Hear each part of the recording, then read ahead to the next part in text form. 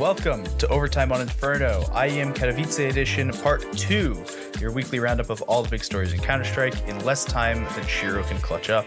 I'm Logan, this is Aizyesque. Let's get into it. So, just like last week, we're going right into IEM Katowice. Gambit won. Gambit won.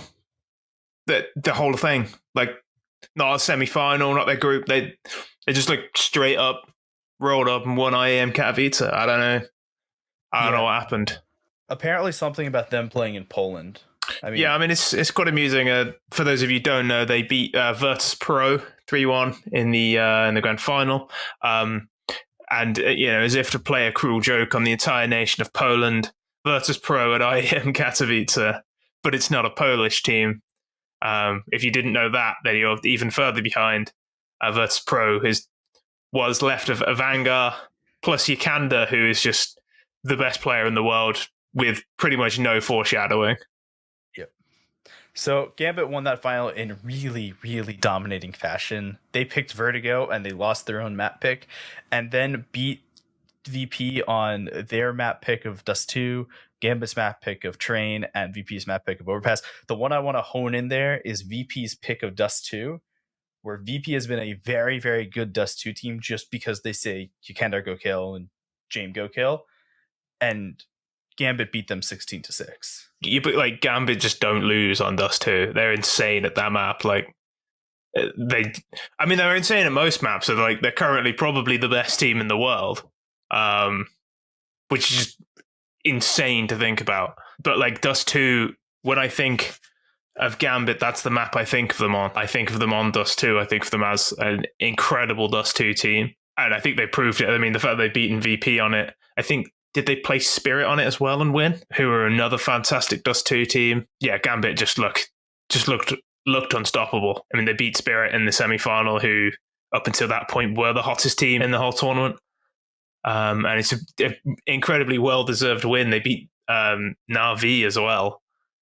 So it's not like one of those miracle runs where they just, maybe they beat Immortals in the final or something. I don't know. It's not one of those. They beat everyone that was put in front of them, and a lot of good teams in there.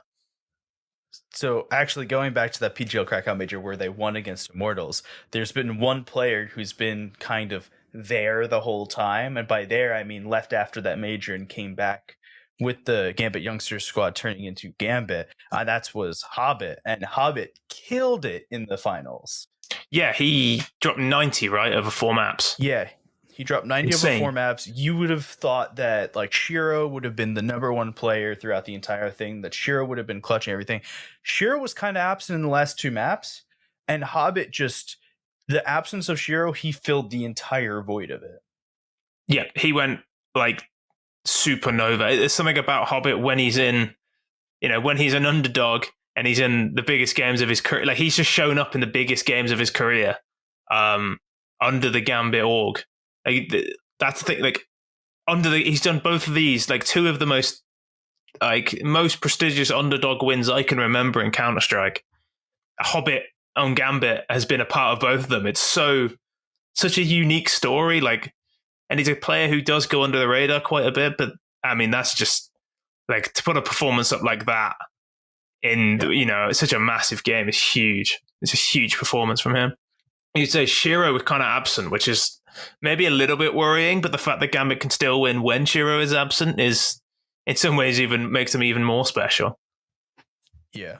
We talk a lot about having veterans on your team and how it's not good to have all like brand new people, that you need that veteran presence a lot, and that's why Hobbit's there on this Gambit team, is to give that veteran presence of, I've played in these big events before, I can help you through this stuff. I'm not going to be your person that goes and frags every single day, even though he has been recently, but I'm going to be your person who, when the chips are down, when things are looking rough, I'm the veteran here. We're going to get through this. I actually believe that sort of like experience angle is kind of overdone in sports and esports. But when you have a team that is, I mean, they were literally called youngsters until like 6 months ago. That's how they, there's like 2 of them are teenagers. Like, the average age other than Hobbit's like 18 or 19 or something like that. Yeah, they're so young. and so fresh that it does. I mean, it will help to have somebody like that. I mean, I do think people will go, oh, he knows what it's like to play in a big game. It's like, what does that actually mean? I don't know. But yeah, I mean, like Hobbit, when you can put up a performance like that, I mean, that's even more valuable than experience. It's like, the clutch gene to just biggest game of the tournament, and you just show up like and just hard carry. Even when your star player is a little bit off, like he's just hard carrying. Well, it's insane. That was the thing. On Train, it wasn't even so. Train Gambit beat VP 16-4. That scoreline was like Hobbit had 30 kills, Shiro only had 8, but Shiro only had 6 deaths too. It wasn't like Shiro was just going and dying every time. It's just Hobbit took over. Shiro never dies. He's like, I don't know. He's immortal. I think. Okay, he died 6 times, whatever. I think he went like the entirety of last year dying like an average of once every 2 rounds. The guy is just, even when his team are losing, he doesn't die. He makes James look like Yukanda. When Gambit was playing NaVi in the semifinals, I tweeted about this, but he did not die for the first like 13, 14 rounds or something like that. And he died once in the first half, maybe twice. It was impressive to see. And it was a very dominant CT side. I believe it was the CT side. Might have been CT side. It was a very dominant side, regardless, that they ended up winning like I think it was 11-4 or something like that. It was very dominant. But regardless, he just wasn't dying. He must be so irritating to play against. Like, you can't ever pin him down. You can't ever find him. Like, he's just, he's lurking around the corner, but if you peek him, he's going to hit the shot because he just doesn't miss. So you just have to wait, and you can't be more patient than he is. It's not possible. He will wait until the absolute last moment before he has to peek, and then he'll probably kill you anyway because he's just that good. I mean, the fact that James died more than him in the final is testament to that, I think. Yeah. Let's speaking of James, let's go talk about VP and what this means for VP through their run through the tournament. They had a really good run through the tournament. Yeah. Like we can't say they lost to Gambit, and there's not a huge amount of like bad things I can say about them, even though they lost to Gambit, just because they played so well up until that point, and they weren't even playing terribly in the final. They took the first map off Gambit. James and Yukindar had a fantastic game on that Vertigo map. They played really well, and they deserve that second place. It's a really well-deserved second place. 90% of the time when you beat Astralis and Team Liquid in a tournament, you're going to win the tournament. Like, it's just that, like 90% of the time you beat those 2 teams, you're like, right, that's it. Those are the big boys out. Like, you just win that tournament. VP managed to beat those 2 and then, fall at the final hurdle. It's very unfortunate.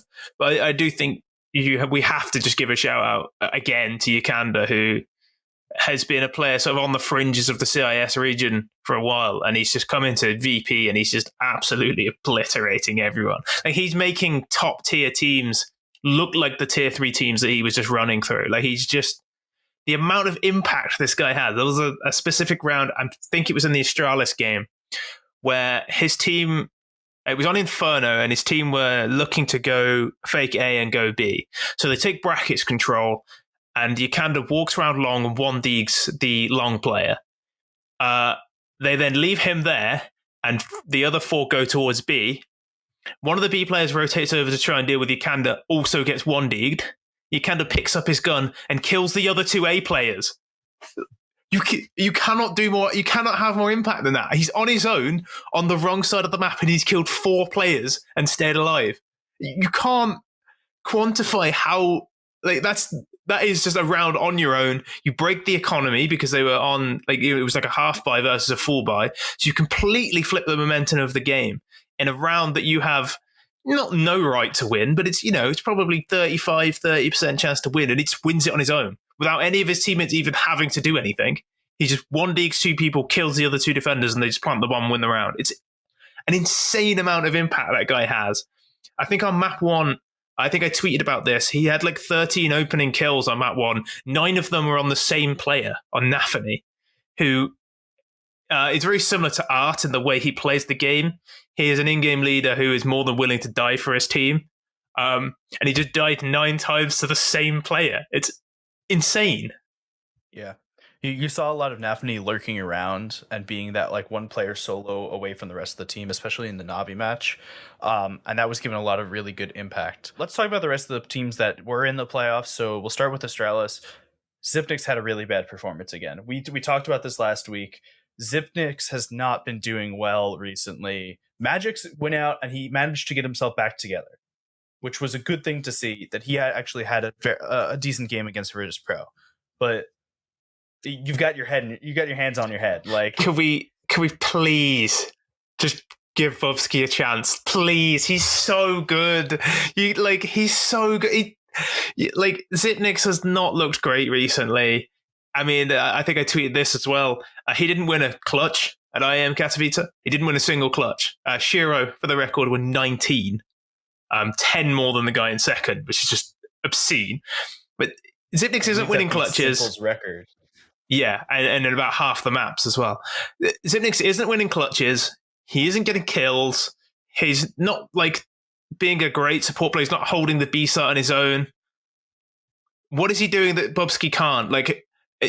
I don't understand. What makes Zipnix, what makes Aizyesque, these players so irreplaceable? I know, obviously, this is the 5 that Astralis were the best team in the world and whatever, maybe the best team of all time, whatever.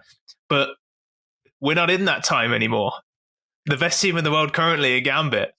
And you can't afford to have passengers when you're playing against Gambit and Virtus Pro. Because if you have one player who is not on their game against Virtus Pro, your Kanda will kill him over and over and over and over and over. And he will not give up. He will not allow one player to have a bad game. It's not going to happen. You need to have 5 players who are on the top of their game if you want to topple one of the CIS teams, because they will have 5 players who can out-aim you.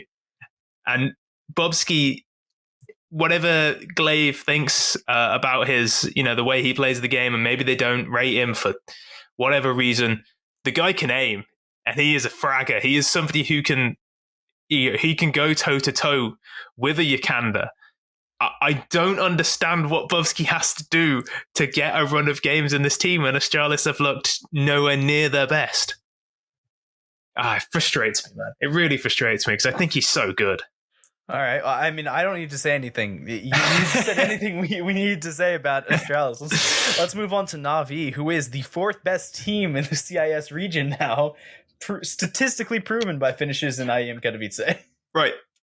That sounds like a joke. It might not be.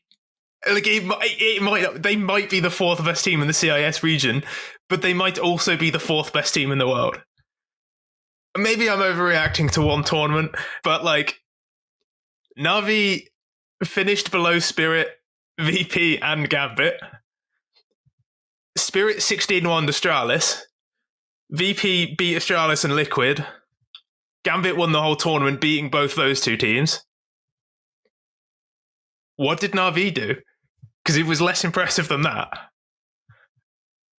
And it sounds insane to suggest that Natus Vincia are the 4th best team in the CIS region.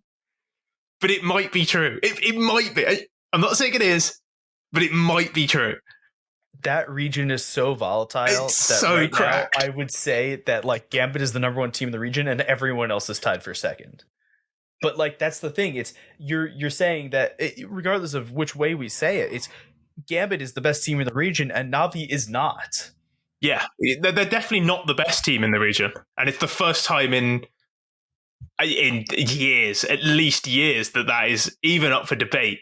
It's the first time since 2017, since the PGL major in Krakow. Yeah, that's probably even true. A question. And even then, they just signed Zeus, and it was not a question anymore. Exactly. And I think the even more scary thing is that James might be the 4th best AWPer in the region. The top 4 AWPers in the CIS region are Simple, Shiro, Dexter, and James. All of those would get in any other top 20 team. Maybe you wouldn't take James or Dexter over Device. Maybe. I mean, it's a maybe. James plays very similarly, and you probably take Device over those 2. But would you take Device over Shiro? I don't know. Probably not. For me personally, I wouldn't. I think Shiro's just like he's like Device, but with like 20 clutches a tournament. It's just insane. Like, how is this fair? Speaking about teams that just switched up their offer recently, really good segues here. Liquid punched way above what I think their weight is. But Fallen was looking really good during this tournament, and I'm excited to see what happens in a little bit when we see Fallen and Liquid kind of get their stuff together a little bit more, and they're playing a lot more like a team. I'm really excited to see what this version of Liquid brings, because we saw that this tournament that Liquid can be a top tier team again. Yeah, I think for the first time in a long time, you can be excited about Liquid, and they're not like a known quantity right now. Because if Fallen keeps playing like that, we all know how good Fallen can be, and if he is Fallen again, then this team could be amazing. It's Fallen, Elige, and NaFi. If you've got all three of those firing, that's an incredibly interesting team. Yeah. And I mean, Grim as well is popped up, and the guy is clearly really talented. There's only so many kills available, but you have at least 4 players who can pop off and just drop 25-30 and carry a map. They're going to be such a volatile team, but such a fun team to watch, because there's so much skill in that team. And that's the thing, is that you just named the 4 players in Liquid, and we haven't talked about Stewie, who is the most volatile person on that team. Who is the most volatile player, who can kind of do all of those things, but if he's going to do it, he's going to do it in his own way. He's going to, fly around corners, jump through smokes, and quickscope people. I mean, if Stewie's playing well, it's just going to make everything so easy for Team Liquid. It's what we were saying recently about Spirit, where if Some Die Young is like your 5th best player or your 4th best player, you're fine. If Stewie's your 5th best player, you're gonna be fine for right now. Yeah, that's true. I'm not Stewie 2K's biggest fan. I think he has a whole lot of talent. I think he maybe hasn't figured out how best to use it in some situations. But if he's your worst player, if he's your entry fragger, and you've got a leash following up, you're going to be pretty happy. There's only that team could only be so bad with those 5 players. Yeah. Let's talk about Spirit themselves now. This is their best performance in a really long time. This is they've been doing well up until this point, but this is where they got to face teams in the top 30. They got to beat up on people. They looked really, really good. There's nothing they got a 4th place finish. We can't take anything away from that. They went. I don't think it was perfect through the group stages, but damn near perfect. They ended up just losing to Gambit. And at this point, we can give a pass to any team that's lost to Gambit for the most part. Gambit's just better. But Spirit looked really, really good. Yeah, I would never dream of taking anything away from them either, for what it's worth. I think that this is still quite a new team. People kind of forget. Dexter only joined a few months ago, and Patsy as well, who's a player who we didn't really see much of recently. But he's decent. I think he's very young and will get better quite quickly, especially playing with these guys. But yeah, the fact that Dexter sort of came in and immediately hit the ground running, looks like a superstar AWPer. And then you've got Mia, who is just a supremely talented.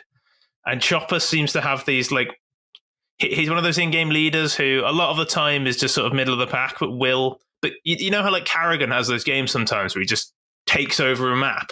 And you're you can do this. Why does it not happen more often? Chopper seems to have that sort of quality where sometimes he'll just take over a map. And I don't really know. I don't really know if that's something you can rely on. If it's, if he's able to do that consistently, there'll be one hell of a team. And if not, then it's something you have in the back pocket when you really need it. Mouse on Chris J on Mouse used to do it as well. you don't rely on it, but when it happens, you just sort of let it happen and you just win the map because Chopper takes over. Yeah, I mean, they're an incredibly talented team, and this is their first big performance. Now the sort of onus is on them to keep this up. I do think they will. I think the team just has too much ability to fall off, and I'm just hoping that when LANs are back, they look like they're still. They don't drop off. That's what I'm hoping. Yeah. And land cannot come soon enough.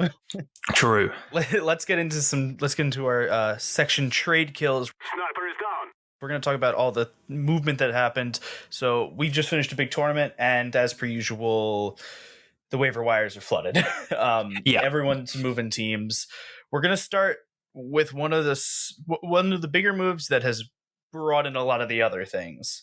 Mad Lions dropped their entire team except for TMB, and they're going international. So that means they've dropped Shush, Refresh, Roy, and Hooksy. I don't know what to say about this until we get to see their roster. TMB is really good. If they're building a good team around him, that team could actually be exciting. He's really talented. A player I'm really excited to see. If they can get a good team around him, they could be sleeper because he's really, really good. So off of the back of that, Heroic dropped Borup and Nico and immediately picked up Refresh and Shush. Strange one, this. It's a really strange one.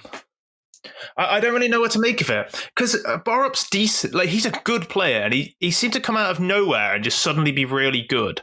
But he's like, he was kind of like the fourth best player on that team, and Nico was the glue player, the support player, the fifth player, whatever you want to call him. I don't think replacing Nico should ever have been a priority. Just personally, I think Nico's actually a really good player and somewhat underrated by a lot of people. I can understand replacing Borup, and for Refresh, that one makes sense. Shush came in for Nico.